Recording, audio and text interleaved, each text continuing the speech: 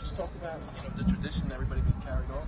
I think that's a neat deal, and I couldn't tell you when it started, but it was something that we've done here since at least 2005 when I got here, and I think it's a neat way to end the last practice, and certainly to always do it at a bowl game is our goal. So to be down here in Orlando and watch the seniors get carried off the field today, it's always enjoyable for me, and it brings out emotions and thoughts that really you have to suppress as we get closer to the game. And I think this is a nice moment for them, but I think one of the important things in these bowl games for the seniors is to allow the emotions to be about winning a championship, and then all the emotions about the relationships that you've built and the love you may have for the program that you played in.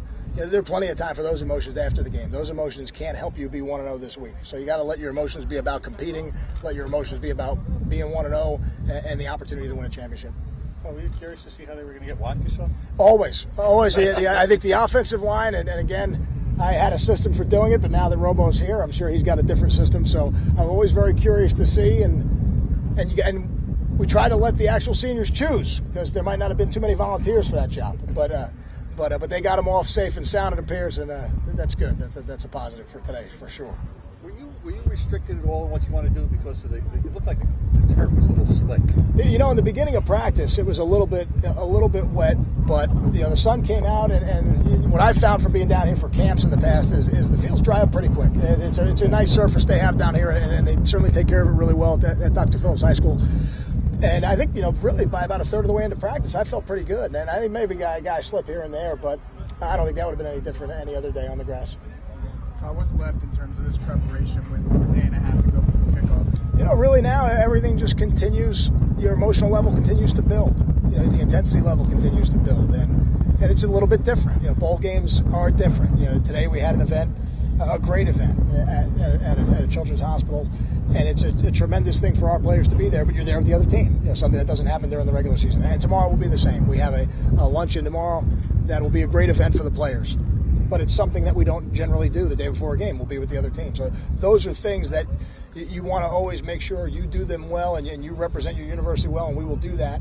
And then when they're over, you got to get locked back in. You got to get focused, and you got to get back into your routines, because I think every program has a routine that they go through 24 hours before the game, and we have one as well here, and that'll be important for us to get into our routine tomorrow.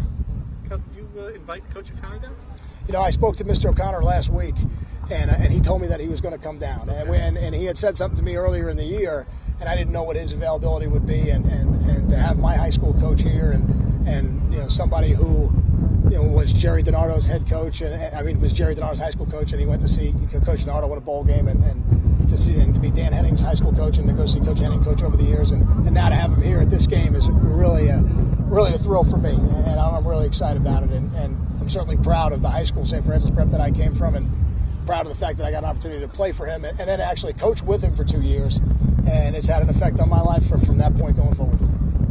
Does kicker remain kind of a game-time decision? I would say after today that Borghese will start the game. He will be our place kicker to start the game. I was very pleased with how he did it, and we kind of simulated a last-second deal, and I thought he hit it pretty well today, so I'm very pleased with how he looks. He'll start the game. Any other personnel changes that you anticipate?